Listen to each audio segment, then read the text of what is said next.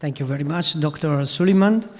Thank you, first of all, to IPOPI to invite me here to tell my story. I'm not a doctor, I'm only a patient, so I will tell a story of my life in a spot, because it's difficult to summarize it in a quarter of an hour. I started like a novel, once upon a time. I was born in 1979, and I started my career of patient in 1918. So early, I started with my first osteomyelitis in leg. In the first hospital that the doctor saw me, says, we have to cut the leg. We think that we have no other way to save this child. They've not understood what I have. Fortunately, I have still 2 legs.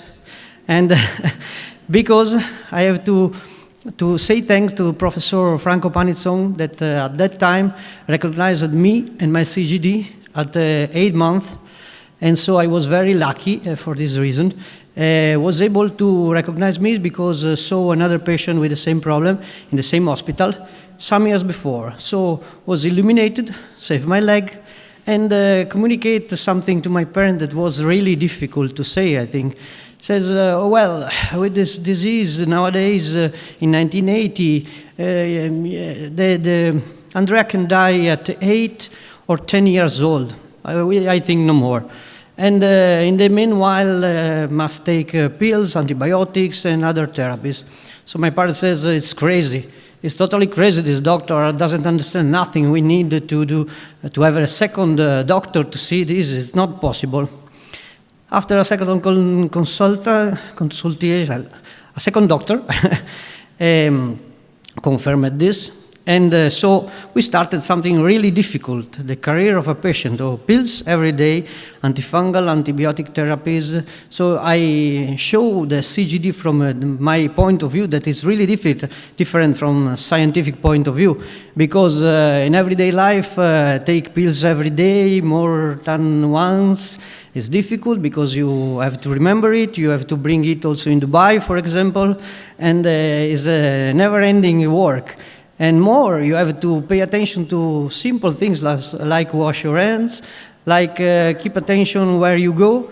You cannot go, for example, it's not an ideal place, a cave for you, if you have a CGD and many other things. So it seems easy, but it's not so easy because you have to keep in mind and make it normal for you, but it's not normal. Anyway, also if you take pills, if you do everything the doctor says you have to do, you have a never-ending infection. I've collected many surgery, many stitches. How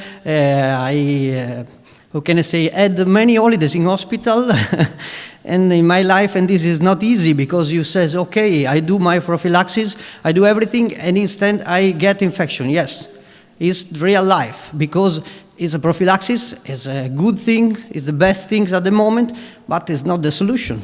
You are still ill, you have still the disease. So, you are like an army. You are fighting every day of your life, every hour of your life.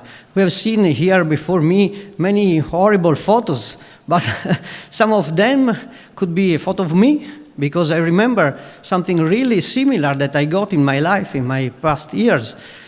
So I think that a war like this, you must fight every day, every time, and also with a good team that could be a good family, good friends, good doctors, good nurses. It's everyone important, because if you have a good team, it's more easy to win a war, win a battle, not a war.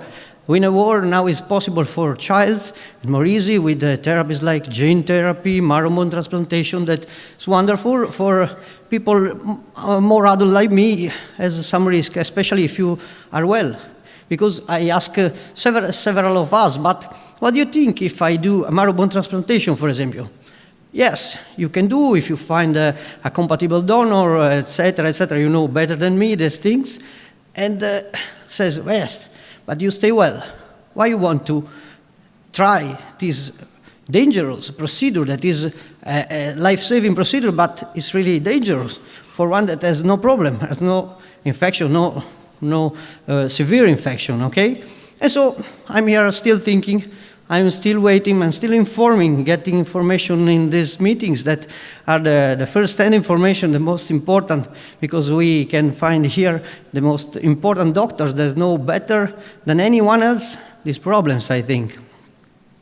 So, when you have a problem like this, you have to find the lion that is in you. You have to communicate this to your patient, because I think that someone tends to be, how can I say, shy, tends to say, I'm so unlucky and so unfortunate to have this. This, I think, is not the right way to react, because you have to find a cat, a lion, if better, to fight, to try to go on every day. That is not easy, because especially when you are ill, it's difficult to go on. It's difficult to think, okay, I will get better, I will go again to work, go again school. It's not so easy.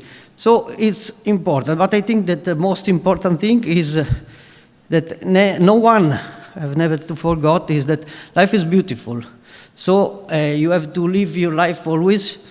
You can see some photos of my friends, some of my friends, in a meeting, and a photo that when I jumped with parachute, and was interesting, amazing thing that only if you believe that you can go on, can have a beautiful life also with a rare disease, and not easy, but is the only things. More, I want to thank for sure my mom, my dad, Professor Panizong, and all doctors that has followed me, and also now the therapists, because also without therapists maybe I will not be here. All my friends and all of you that are listening to me. Thank you very much.